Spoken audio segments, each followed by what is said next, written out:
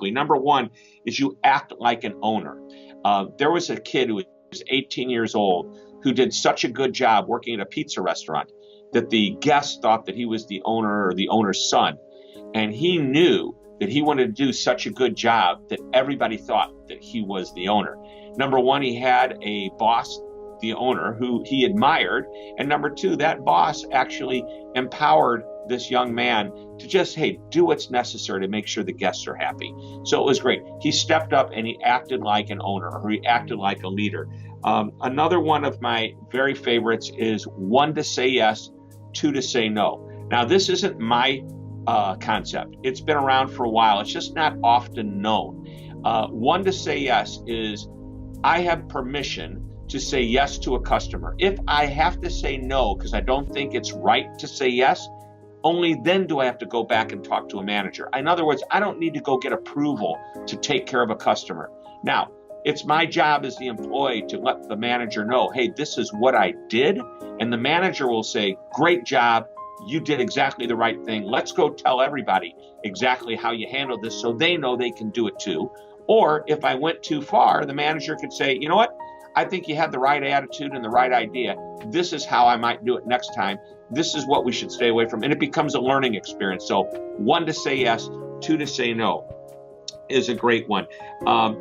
Here's another one. In order to be, and by the way, I'm looking at my notes as in the table of contents of the book, but these stand out. To be the best place to buy, you also have to be the best place to work. In other words, customer service starts on the inside of an organization where people enjoy working there, they enjoy working together, they're taking care of each other, and it is felt on the outside by the customer. So it's internal. I have this thing I call the employee golden rule, and the traditional golden rule that comes from the Bible is do unto others as you would want done unto yourself. Well, this golden rule for customers and employees is to do unto the customer as you, as an employee, would want done unto you. So, managers and leaders, treat the people you work with the way you want the customer treated, if not even better, to set the tone and set the example. There's another, there's so many good tools in here that I just love. Be easy to do business with. A frictionless experience. Do not create rules that make it difficult. And I'll give you an example. Just the other day, and I'm going to write about this. You're going to see this within the next 2 or 3 weeks in one of my newsletters. And for the people who are listening to this or watching this interview, you can get the newsletter free. Just go to hyken.com, hyken.com, and just sign up. But this gentleman wrote in, he said, I've got a story for you. And it was a perfect lesson of where a company was trying to do the right thing, but they created friction for the customer. In other words, it was a negative thing.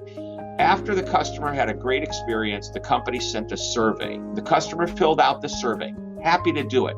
And in response to the customers filling out the survey, the company sent the customer a discount coupon to be used the next time the customer did service and did business with this company.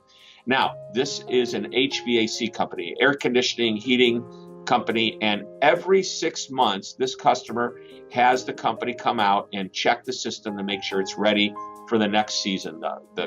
Keep it cool in the summer and warm in the winter. And so the customer wrote back, thank you for the coupon. And by the way, it said the discount was to be hold on to the coupon, and next time you do business with us, we'll give you the discount. He said, why should I have to hold on to the coupon? I'm not going to see you for another 6 months. If I'm truly a valued customer, just make a note that I responded to the survey and just give me the discount. I don't want to be responsible for putting this in a drawer, holding on to it, and remembering to give it to you 6 months from now. So it's a great example of a friction point. And the company thought they were doing the right thing. And the customer said, don't put the onus on me. In other words, no friction. I love this one. And we'll end because you asked for 5. Here's the 5th one. Tell the story. Have employees. We do this every week in our company, and many of our clients do it every week as well. Once a week, they share an example of when they've created a great experience for their customer, either internally for their people they work with, their internal customer, or externally for the true outside customers. And some of the stories, most of the stories, are typical, like I returned a phone call rather quickly and the customer was impressed. Little things like that.